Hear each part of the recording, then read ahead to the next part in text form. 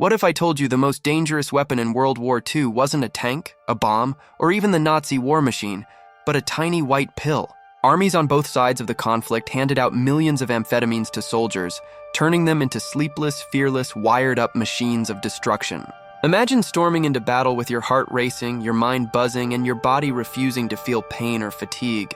For many soldiers, this wasn't imagination, it was reality, fueled by government-issued drugs. Welcome to this channel, where today we're diving into one of the strangest, darkest, and least talked about secrets of World War II. The pill that made armies fight faster. From Nazi blitzkrieg troops high on Pervitin, to Allied pilots swallowing Benzedrine like breath mints, amphetamines were the silent fuel behind many campaigns. But while these pills promised stamina and fearlessness, they also left soldiers with terrifying side effects, paranoia, hallucinations, and addictions that haunted them long after the war ended. So buckle up, because this is the story of how speed became a weapon of war, and how its aftershocks are still felt today. World War II wasn't just a clash of nations and ideologies, it was a test of endurance. The war demanded relentless speed, stamina, and alertness, unlike anything soldiers had faced before. Traditional stimulants like coffee or tea couldn't keep up with the brutal pace of 20th century mechanized warfare. That's where a new wonder drug came in, amphetamines. Amphetamine was first synthesized in the late 19th century, but it wasn't until the 1930s that doctors and chemists began noticing its miracle properties. It made patients more alert, suppressed hunger, and gave them a burst of energy. Soon, it was marketed as a treatment for everything from asthma to depression, and even as a dieting aid. But the most infamous military adoption came in Germany. By the late 1930s, Nazi scientists developed Pervitin, a methamphetamine pill that quickly became a soldier's best friend, or worst enemy.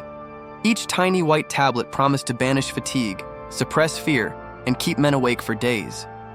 And as Germany planned its blitzkrieg lightning war, Pervitin seemed like the perfect chemical match. After all, what better way to fuel a lightning war than with lightning-speed soldiers? In April 1940, during the invasion of France and the Low Countries, German soldiers were issued millions of Pervitin tablets. Diaries from troops reveal they marched for 3 straight days without sleep, powered almost entirely by the drug. To commanders, this was a miracle. To the men, it was surreal. They felt unstoppable, superhuman, and numb to exhaustion. But Germany wasn't alone. Across the channel, the Allies were watching, and soon they had their own version, Benzedrine. Initially sold as an inhaler for asthma, Benzedrine quickly gained a reputation in Britain and the United States as a stimulant for pilots and infantry alike. By the mid-war years, American bomber crews were issued pills to stay awake on long missions, while British paratroopers were quietly supplied with them before raids. The numbers are staggering. Historians estimate the Germans produced over 200 million Pervitin tablets during the war, while the Allies distributed tens of millions of Benzedrine doses. Armies weren't just fighting with guns and tanks. They were waging war on human biology itself, chemically engineering soldiers to fit the demands of industrial warfare. But here's the twist. While commanders praised the miracle of sleepless, fearless soldiers, the dark side of these pills was already showing. Soldiers jittered uncontrollably, made reckless decisions, and some collapsed into psychotic breakdowns. What looked like a tactical advantage on paper was slowly brewing into a nightmare, because the question was never just what could these pills do on the battlefield, but what price would soldiers pay once the high wore off? When we think of Nazi Germany's early victories in World War II, we often picture tanks rolling across Europe, dive bombers screaming overhead, and precision planning that overwhelmed entire nations in days. But beneath the machinery and tactics was another fuel driving the blitzkrieg, Pervitin, the methamphetamine pill nicknamed tank chocolate by German troops. To Nazi commanders, this wasn't just a stimulant. It was a weapon. They dreamed of creating tireless, fearless soldiers who would embody the ideology of the Übermensch, the so-called superhuman that Nazi propaganda glorified. And with Pervitin, it seemed possible. In the invasion of France in 1940, Pervitin tablets were distributed in massive quantities. Reports suggest some divisions consumed 35 million tablets in just a few weeks. Soldiers who swallowed them often described a rush of invincibility. Exhaustion evaporated, hunger disappeared, and the usual fear of combat dulled to a faint whisper. One infantryman later recalled marching through Belgium in a daze, covering nearly 60 miles without stopping, convinced he could walk forever. The drug didn't just keep soldiers awake, it fit perfectly with the Nazi obsession for speed. The Blitzkrieg strategy relied on rapid, continuous movement that prevented enemies from regrouping. With troops awake for 48 to 72 hours straight, the Wehrmacht achieved feats of mobility that stunned the world. France, thought to be an impregnable fortress behind the Maginot Line, crumbled in 6 weeks. Was it superior strategy or was it chemical courage? Maybe both. But the so-called miracle had disturbing cracks. Doctors began noticing soldiers collapsing into stupors after days of being wired. Hallucinations crept in. Some saw phantom enemies, others broke down in fits of paranoia. Even generals worried that decisions made under the influence could turn reckless, as soldiers became overconfident and impulsive. One chilling case was reported during the advance through the Ardennes. A group of Pervitin-fueled soldiers charged headlong into fortified positions, convinced of their invulnerability. Many never returned. To the brass, this was bravery. To historians, it looks a lot more like drug-induced madness. And yet, the pill wasn't limited to common soldiers. High-ranking officers, including Heinrich Böll, who later won the Nobel Prize in Literature, left behind letters describing Pervitin use. Böll begged his family to send him more tablets at the front. A stark reminder that even future intellectuals fell victim to the chemical lure of sleepless clarity. For Nazi Germany, Pervitin wasn't just a tool of war, it became entangled in the regime's twisted vision of human perfection. Propaganda posters praised the iron will and endurance of German soldiers, but the truth was far less glamorous. Many were running on meth, and as the war dragged on, the darker side effects could no longer be ignored. Addiction, psychosis, and devastating crashes plagued soldiers. By 1941, military doctors quietly began restricting Pervitin distribution, fearing the super soldier was nothing more than a ticking time bomb. Still, the idea of chemically enhanced warriors had already taken root, and as we'll see next, the Allies were more than ready to copy the Nazi experiment. If Nazi Germany had Pervitin, the Allies had their own miracle pill, Benzedrine. Unlike Pervitin's origins in Nazi laboratories, Benzedrine had a more mundane beginning. In the 1930s, it was marketed in the United States as a nasal inhaler for asthma and colds. But it didn't take long for students, truck drivers, and athletes to discover that the tablets hidden inside the inhaler could keep them awake, alert, and strangely euphoric. By the time the world plunged into war, the US and Britain recognized the military potential of this little pill. Official medical manuals encouraged its use for pilots and long-distance bombers. Why? Because flying 10-hour missions over enemy territory wasn't just exhausting, it was deadly if fatigue set in. A groggy pilot could mean a lost plane, a lost crew, or worse, a lost battle. So the Allies embraced Benzedrine with open arms. American bomber crews were issued packets of pills for alertness, while the British distributed them before dangerous raids. One British officer later quipped that airmen swallowed Benzedrine as casually as they chewed gum. Pilots, some barely out of their teens, learned to rely on the drug to keep their eyes wide and hands steady during endless nights in the sky. The scale was staggering. Between 1942 and 1945, the US military dispensed an estimated 250 million Benzedrine tablets.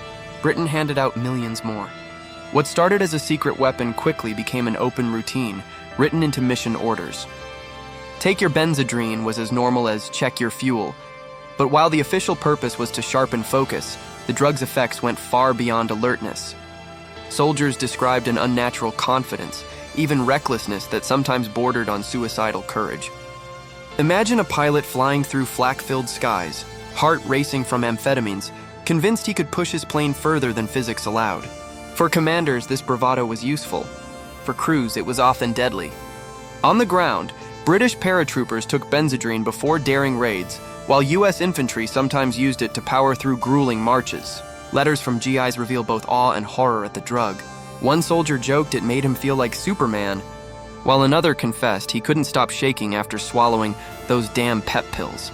And much like the Germans with Pervitin, the Allies quickly saw the fallout. Some men suffered severe crashes, collapsing into exhaustion after the drug wore off. Others spiraled into paranoia, snapping at comrades or misjudging situations in combat. Pilots sometimes made erratic choices under the drug's influence, and a few commanders began quietly questioning whether the pills were a blessing or a curse. Still, the distribution continued. In the heat of war, short-term performance mattered more than long-term health. The Allies may have condemned Nazi experiments with meth, but in practice they weren't so different. They had their own chemically enhanced soldiers, buzzing with Benzedrine, marching and flying far beyond normal human limits. The real question wasn't whether the drugs worked. They did. The question was, what happened when the war ended and millions of soldiers returned home with habits, cravings, and side effects nobody wanted to talk about? If amphetamines gave soldiers the stamina to march for days and pilots the focus to fly through flak-filled skies, they also carried a hidden price tag. For every sleepless night won on the battlefield, there was a crash waiting to happen. A crash so severe that many veterans never forgot it. The most immediate effect was the come-down. After a binge of Pervitin or Benzedrine, soldiers often collapsed into a near-comatose sleep, sometimes lasting 24 to 48 hours. Diaries from German soldiers describe men falling asleep mid-march, slumping in ditches, or collapsing in trenches once the pills wore off. One Wehrmacht medic wrote of entire units rendered useless after 3 days of meth-fueled marching, describing them as the walking dead. Then there were the psychological side effects. Amphetamines didn't just erase fatigue, they played with the brain's chemistry. Paranoia, hallucinations, and violent mood swings were common. British bomber crews whispered about pilots who swore they saw phantom enemy planes in the sky, or gunners who fired at shadows. A few German soldiers reportedly hallucinated entire enemy ambushes, leading to panicked firefights with nothing. But perhaps the most dangerous consequence was reckless overconfidence. Under the influence, many soldiers felt invincible, charging into hopeless situations or taking unnecessary risks. A Luftwaffe pilot later admitted that he felt godlike on Pervitin, only to realize in hindsight that he had been one miscalculation away from death. Amphetamines dulled fear, but fear is sometimes the only thing keeping a soldier alive. The body suffered too. Amphetamines ramped up heart rates and blood pressure. Soldiers described pounding pulses, uncontrollable shaking, and sudden dizziness. Combined with dehydration, hunger, and stress, this chemical strain sometimes led to heart attacks and strokes, even in young, otherwise healthy men. And then came addiction. Once commanders realized how effective the pills were, they encouraged regular use. Soldiers, already desperate for anything that dulled fear and fatigue, quickly formed dependencies. Letters home revealed GIs begging families to send extra Benzedrine. German soldiers like Heinrich Böll pleaded with loved ones for Pervitin packages. The drug wasn't just a military issue anymore, it was personal. When the war ended, many veterans carried their addictions back into civilian life. Doctors in the late 1940s and 1950s quietly noted an unusual number of ex-soldiers suffering from insomnia, anxiety, and nervous breakdowns. Some continued taking amphetamines, now widely available in pharmacies. Others wrestled with the psychological scars of withdrawal. For many, the war never ended. It just shifted from the battlefield to their own minds. And of course, the stigma of admitting, "The Army gave me drugs," kept most silent. Official histories skimmed over the subject, focusing instead on strategy and heroics. The darker truth, that millions of soldiers had been chemically altered and discarded, remained in the shadows. But the story doesn't stop with broken men and haunted veterans. Because while soldiers quietly suffered, governments and scientists were taking notes and planning the next phase of military drug experiments. World War II may have ended in 1945, but the legacy of its drug-fueled soldiers didn't fade with the surrender papers. Instead, it sparked a whole new era of experimentation. The world's militaries had discovered something both promising and terrifying. Chemistry could turn ordinary men into tireless fighters. The question now was, how far could they take it? In the immediate aftermath of the war, amphetamines didn't vanish, they multiplied. Pharmaceutical companies ramped up production, marketing them to civilians as weight loss aids, mood boosters, and even pep pills for busy housewives. But behind the scenes, militaries weren't done. They had tasted the power of pharmacology on the battlefield, and they wanted more. By the 1950s, as the Cold War heated up, governments began quietly funding research into so-called super soldier drugs. The US military, for example, studied amphetamines under controlled laboratory conditions, testing their effects on alertness, performance, and decision-making. One notorious experiment kept soldiers awake for over 100 hours with carefully dosed stimulants, measuring how long the human body could function before breaking down. The results were as alarming as they were impressive. Yes, men could fight for days, but at the cost of paranoia, delusions, and permanent mental strain. Meanwhile, across the Atlantic, Britain carried out its own drug trials. Files later declassified revealed military interest not just in amphetamines, but in hallucinogens like LSD. The idea wasn't just to keep soldiers awake, it was to manipulate minds, to find chemical shortcuts to endurance, bravery, or even control. And in the Soviet Union, the Red Army had witnessed the impact of Nazi and Allied amphetamine use firsthand. During the Cold War, Soviet scientists reportedly tested their own versions of stimulants on troops, pushing endurance under the harshest conditions. In a war of attrition, chemistry could be the secret weapon that tipped the scales. But perhaps the most chilling part is how openly some of this was discussed. By the Vietnam War, American troops were again issued amphetamines on a massive scale. A U.S. congressional report later revealed that soldiers consumed 225 million stimulant tablets during the conflict. Decades after Pervitin and Benzedrine, the cycle had returned, almost unchanged. The logic was simple. Wars are brutal marathons, and sleep is a luxury.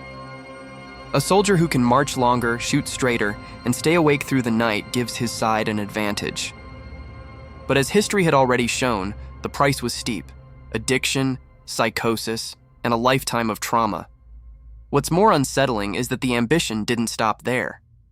Documents suggest that in the 1960s and 70s, militaries began looking into combining stimulants with painkillers, antidepressants, and experimental compounds to build the ultimate soldier, a chemically engineered warrior who could fight without fear, fatigue, or hesitation.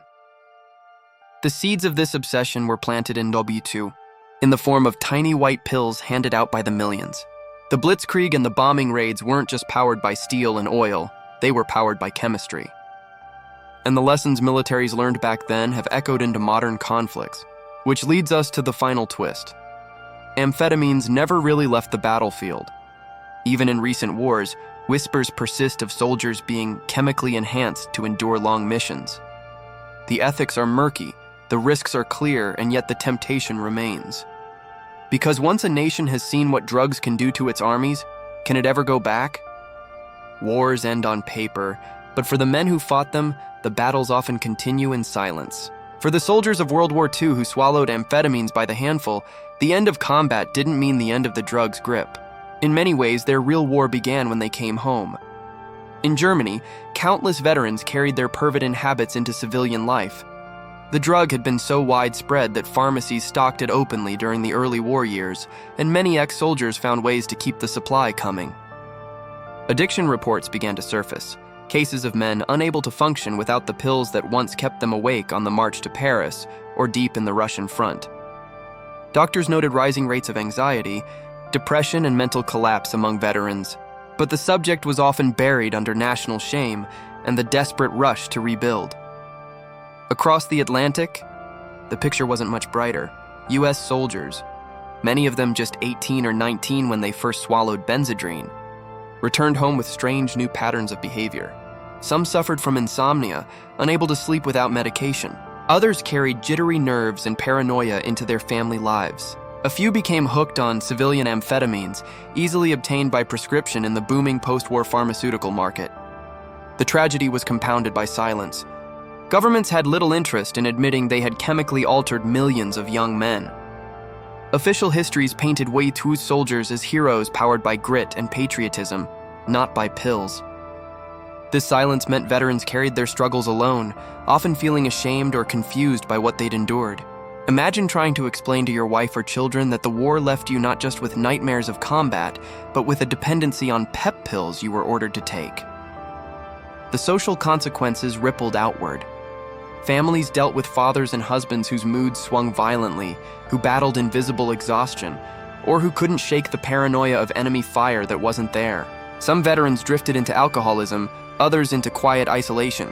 The drug-induced highs of the battlefield had long worn off, leaving behind only the lows, and perhaps most haunting of all, the stories were never told.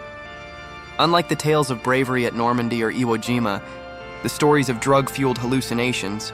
Reckless overconfidence and addiction stayed hidden in diaries, whispered in hospital wards, or carried silently to the grave. Historians are only now beginning to unearth letters, reports, and medical records that reveal how deeply amphetamines shaped the lived experience of the war. The long shadow wasn't just personal, it was cultural. The widespread use of stimulants during WWII helped normalize their presence in society.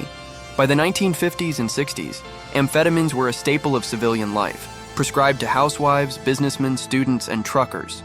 The seeds of a post-war drug culture, stretching from suburban kitchens to countercultural movements, can be traced back to those tiny pills handed out in foxholes and cockpits. World War II didn't just change borders or governments, it rewired human chemistry, leaving a mark on entire generations. But the nuttiest twist of all? Amphetamines didn't just shape the past, they're still shaping the present.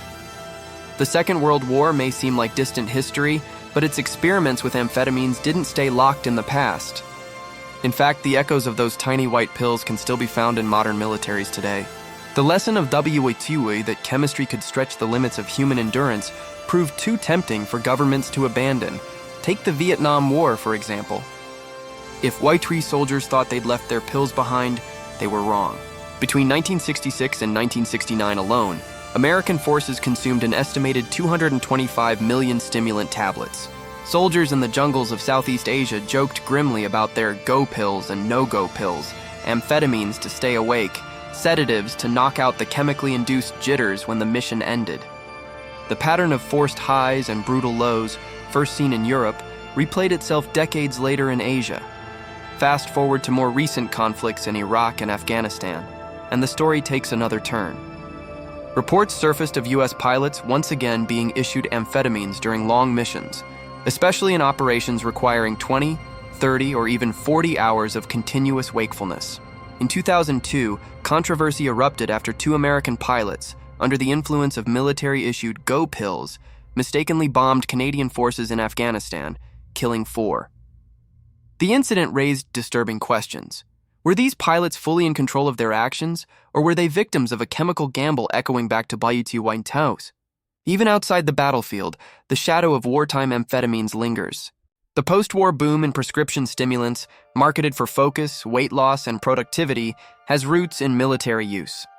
Today, drugs like Adderall and Ritalin are staples in civilian medicine. But their cultural acceptance owes much to the normalization of stimulants during WWII. In a strange way, millions of students and workers popping pills for focus are participating in a legacy forged in foxholes and cockpits. But perhaps the nuttiest part is this. The idea of a super soldier has never gone away. Militaries worldwide continue to fund research into pharmacological enhancements. French military reports openly discuss stimulants for special forces. Russian sources hint at chemical endurance boosters. And in the US, DARPA, the Defense Advanced Research Projects Agency, has invested in research on sleep reduction drugs, aiming to create soldiers who can function for days without rest. The future may not just be drones and AI, it may be chemically enhanced humans, echoing the Pervitin-fueled stormtroopers of 1940. Of course, the ethical questions remain unresolved. How much control does a soldier really have if his body is running on drugs? What responsibility do governments bear when the short-term gains of victory translate into lifelong scars for veterans? And most importantly, do we really want to repeat the mistakes of the past, knowing the human cost? From the Blitzkrieg to Baghdad, from Pervitin to Adderall, the story of WWII's amphetamines isn't just history, it's a living legacy.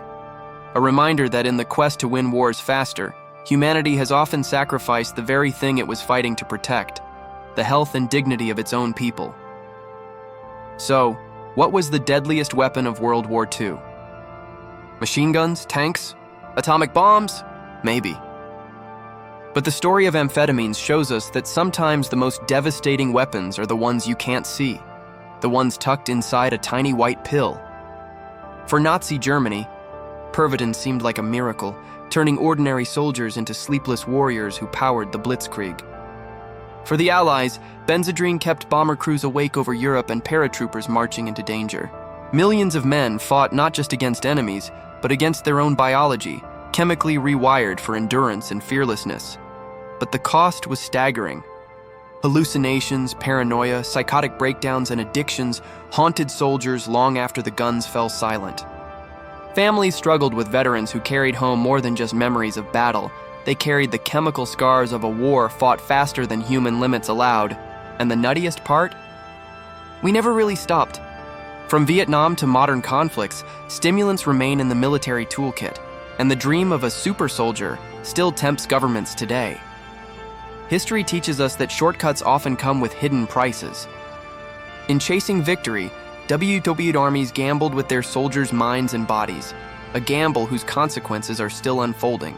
So, the next time you hear about miracle weapons or futuristic armies, remember, we've been down this road before.